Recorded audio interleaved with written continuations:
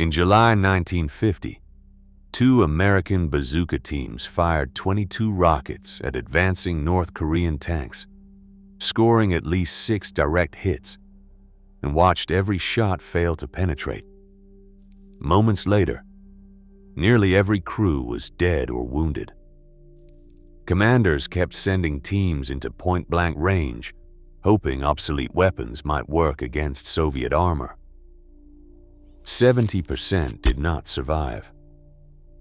Before the first day ended, one terrifying question echoed through the ranks. How could this happen? At 7:30 in the morning, the first North Korean tanks rolled into view near Osan. Task Force Smith dug in along a low ridge, braced for impact.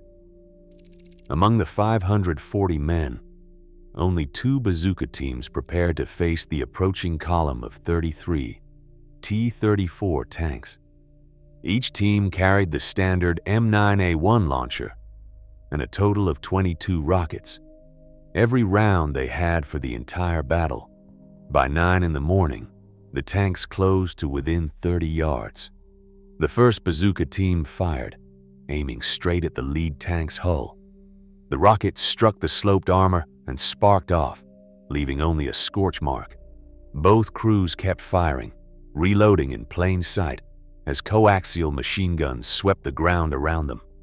6 direct hits landed on the front and sides of different tanks. Not a single rocket penetrated. Some rockets shattered on impact. Others tumbled away after glancing off the steel. By 11 o'clock, every rocket was gone. The Bazooka teams had nothing left but empty tubes.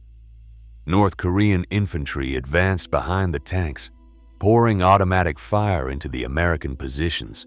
Survivors described the sense of helplessness, watching tank after tank continue rolling forward, completely unaffected by their best shots.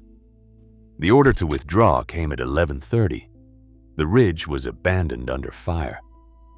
Most of the Bazooka crews never made it back. The only evidence of their stand, spent tubes, scorched earth, and tanks that kept advancing, untouched. Unit records from July 1950 reveal a pattern of destruction that went far beyond any single battle. In the 21st Infantry Regiment, 18 Bazooka teams were listed at the start of the month. By August 1st, only 4 were still operational. That is a loss rate of 78% in less than 4 weeks. The 34th Infantry Regiment faced a similar fate.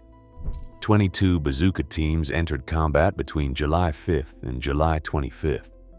15 of those teams were wiped out, both members either killed or wounded. 4 more teams lost 1 man each.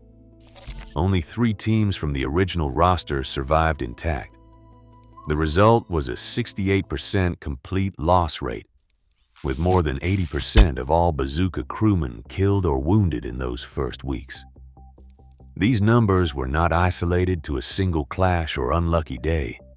They came from regiment-level after-action reports, compiled across multiple engagements and locations. Each table, each roster, told the same story. Anti-tank teams disappeared from the ranks almost as soon as they were committed. The statistics carried a cold certainty. The Bazooka crews, assigned to stop tanks, were instead being erased by them. For commanders, the casualty lists demanded answers. For the men who carried the launchers, the numbers only confirmed what they already knew. Survival was the exception, not the rule. The M9A1 Bazooka was never designed to defeat a tank like the T-34-85. On paper, the American launcher could punch through about 3.5 inches of armor under perfect conditions. The T-34's frontal plate measured 90 millimeters thick, just over 3.5 inches, and it was set at a 60-degree angle. That slope did more than deflect incoming rounds. It doubled the effective armor thickness, turning 90 millimeters into nearly 180 millimeters. In practical terms, the bazooka's shaped charge warhead faced a wall almost 7 inches thick, measured along the line of fire. Aberdeen proving ground tables from the late 1940s spelled out the math. When a shaped charge strikes at a steep angle, the jet of molten metal disperses, losing focus and power. The result is a glancing blow, not a hole. Even at point-blank range, the physics did not change. Direct hits to the T-34's upper hull or turret simply sparked or shattered. No amount of courage could overcome the Cosine law. American Bazooka teams were handed a weapon that, by the numbers, could not break through the armor they faced. The question was not about tactics or bravery. It was basic geometry and engineering, and it was absolute. A bazooka team in Korea meant 2 men moving as one target. The gunner carried a 14-pound launcher, and the loader hauled 3 or more rockets, each weighing 3.5 pounds. Manuals claimed an effective range of 120 yards, but against T-34 tanks, the only hope was to get within 50 yards, sometimes closer. That meant crawling forward through mud or grass, then freezing in place for the shot. To hit the thinner rear armor or the engine deck, a team had to let the tank pass or try to flank it. Those maneuvers left them exposed to machine guns with a 400-yard reach. The loader had to kneel next to the gunner, fully exposed, as each rocket was slid into the tube. 6 to 8 seconds passed between shots, long enough for a tank crew to spot the backblast, swing the turret, and fire. 10 to 15 seconds was the window for aiming, adjusting, and squeezing the trigger. Under that geometry, every movement was a gamble with survival. Most teams never got a second chance. The M20 Super Bazooka sat in American depots for 5 years before Korea erupted. Designed in late 1944 and capable of punching through over 11 inches of armor, it had been tested, approved, and packed away by the time the war ended. When the Army shrank after World War II, budget cuts froze new procurement.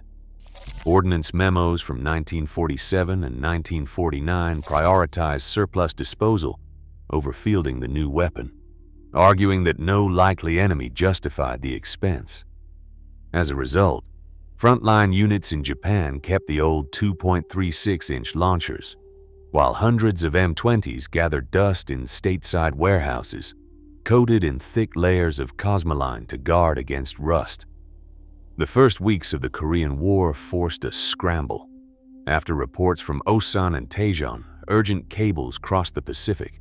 Quartermasters pulled M20s from storage, checked serial numbers, and loaded them into C-54 transports.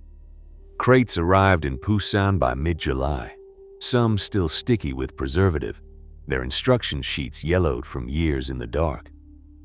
Logistics officers logged each shipment, tracking serial numbers and quantities as they moved through the port. The decision chain that had once blocked distribution now bent under crisis. The right weapon finally stood ready, but it had taken weeks of bureaucratic inertia and frantic airlifts to reach the men who needed it most.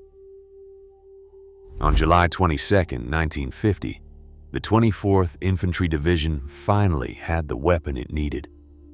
A single bazooka team, armed with the freshly issued 3.5-inch M20 Super Bazooka, waited in silence as a T-34 tank approached. The men steadied themselves, knowing that every attempt before this had failed. At 75 yards, the gunner aimed and fired. The rocket streaked out and struck the tank's hull. For the first time in the war, the result was immediate and unmistakable. A plume of smoke, a burst of flame, and the tank stopped dead in its tracks. The shell had punched clean through. Word spread across the line within minutes. Men who had watched their rockets bounce off steel now saw proof that the nightmare had an answer. Diaries from the 24th Division recorded that morale soared. Officers wrote that soldiers cheered the news, some weeping openly, stunned that the impossible had finally become real. The effect was more than tactical. It was a reversal of fate. One working weapon had achieved what weeks of sacrifice and courage could not.